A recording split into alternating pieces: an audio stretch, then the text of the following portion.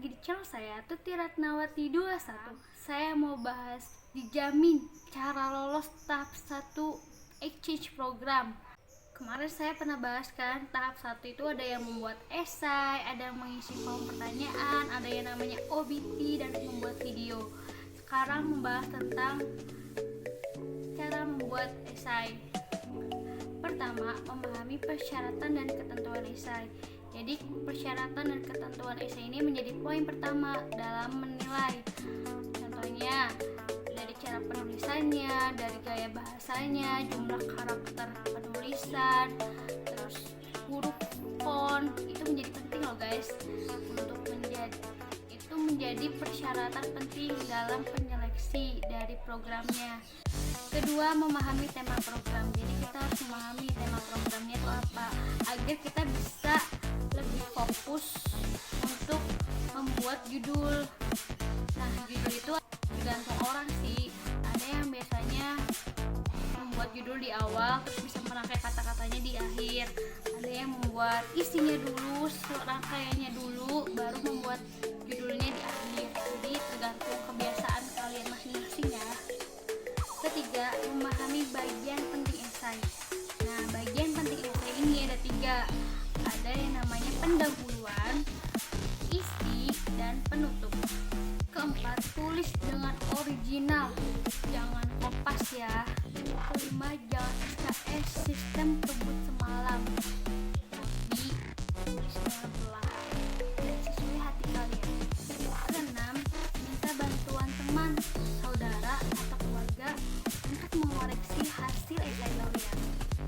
Ketujuh, menggunakan diksi atau pilihan kata yang tepat kalian gunakan dalam penulisan esai. 8. Jangan bohong ya guys kalau kalian membuat esai. 9. Rajin membaca agar kalian bisa lebih luas pengetahuannya. Setelah membahas esai kedua, selanjutnya saya akan membahas tentang cara mengisi form pertanyaan. Form pertanyaan ini, Kak, berapa sih jumlah pertanyaannya? Nah, biasanya jumlah pertanyaannya itu di antara 1 sampai 5 pertanyaan. Ada yang 1, 2, 3, bahkan sampai 5 atau lebih. Berikut pertanyaan yang biasa muncul di form pertanyaan. Pertama, menceritakan tentang biografi kamu. Biografi ini biasanya terdiri dari pengalaman, keahlian, pekerjaan kalian.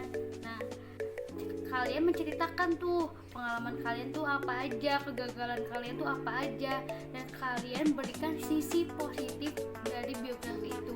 Tunjukkan kalau kalian itu berusaha, ada sisi-sisi positifnya untuk melakukan usaha sehingga kalian itu bisa berhasil dalam mengikuti suatu program. Jadi jangan menceritakan tentang kegagalan kalian semua tapi kalian tidak usaha sama sekali. Nah, itu jangan ya guys. Jadi kalian isi kegagalan tentang pengalaman kalian, keahlian kalian. Contohnya, kalian punya pengalaman mengajar, terus kalian punya keahlian dalam public speaking atau kebiasaan bicara di depan umum. Terus kalian gagal nih untuk mengikuti acara-acara program, tapi kalian tunjukkan kalau kalian itu tetap semangat, kalian tetap berusaha untuk mengisi acara-acara sekolah atau di acara seminar, menjadi seorang public figure yang penting gitu. Kalian tunjukkan meskipun kalian gagal, tapi kalian tuh bisa mengikuti kegiatan-kegiatan tersebut dengan keahlian dan pengalaman kalian. Kedua, apa motivasi kamu mengikuti program? Jadi, itu ada pertanyaan yang paling penting dalam suatu program. Jadi, apa motivasi kalian untuk mengikuti program ini? Kalian harus jawab pertanyaan itu. Cara untuk menjawab ini ada 2. Pertama, motivasinya harus berkaitan dengan program. Misalnya, program ini contoh. Program ini berkaitan dengan pendidikan. Jadi kalian isi motivasi kalian ingin mengajar pendidikan ke anak-anak bangsa, ke teman-teman, atau ke sekolah-sekolah pelosok. Dan itu akan membuat pihak sana akan mendorong mimpi kalian. Programnya akan mengetahui, oh ternyata anak ini memiliki kemampuan nih untuk mengikuti program ini dan memiliki standar untuk mengikuti program kegiatan pendidikan ini. Berarti cocok nih motivasinya, sejalur. Terus buatlah motivasi yang membuat kamu tuh layak dari program itu. Kamu tuh layak lolos untuk mengikuti program itu. Pertanyaan ketiga, kenapa, mengapa, atau alasan apa kamu mengikuti program ini? Jadi kalian itu harus jelasin alasan kalian mengikuti program itu kenapa. Dari pengalaman, pengetahuan, dan kemampuan yang kalian punya. Misalnya kalian mempunyai pengalaman mengajar, kalian mempunyai kemampuan bahasa yang gampang diterima atau dicerna oleh orang. Terus kalian mempunyai pengetahuan tentang pendidikan dan mengajar. Nah, jadi sambungkan tuh dengan clue-clue tadi untuk menjadikan alasan kamu mengikuti program itu. Yang keempat, apa sih manfaat yang kalian dapatkan dari program itu untuk keluarga dan orang di sekitar kalian?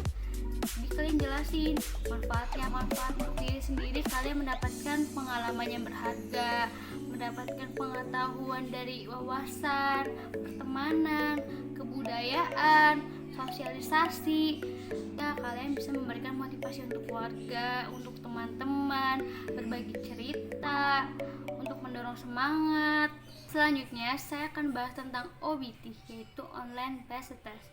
OBT ini itu adalah penyeleksiannya dengan melakukan tes online dengan dua cara, ada yang namanya pilihan ganda dan pertanyaan esai. Seputar apa aja sih kak pertanyaannya, susah nggak kak? Jadi pertanyaannya itu biasanya udah dikasih tahu dari programnya mengenai hal apa aja. Biasanya sih tentang pengetahuan internasional, dan pengetahuan internasionalnya itu tidak secara luas banget. Ya, misalnya ke Jepang. Jadi kalian pelajari tentang pengetahuan internasional di Jepang. Tentunya tentang Indonesia juga kalian harus memahami loh ya. Tentang psikotes dan kepribadian. Dan setiap pilihan ganda dan esai ini memiliki jumlah soal yang berbeda-beda. Maka kalian harus menyiapkan dari jauh-jauh hari. Kalian harus belajar dan banyak membaca informasi. Kak, gimana dong cara bisa ngerjain OBT? Pertama, kalian harus mencari banyak informasi sebanyak mungkin untuk mempersiapkan kalian dalam menjawab soal-soal. Yang kedua, jawablah pertanyaan dengan mudah terlebih dahulu dan jangan lupa baca doa agar kalian lebih mudah menjawabnya. Ketiga, jangan buang-buang waktu ya guys. Yang keempat, kalian harus yakin untuk menjawab pertanyaannya. Yang kelima, kalian udah usaha, jadi kalian serahin aja kalau kalian mendapatkan hasil yang terbaik.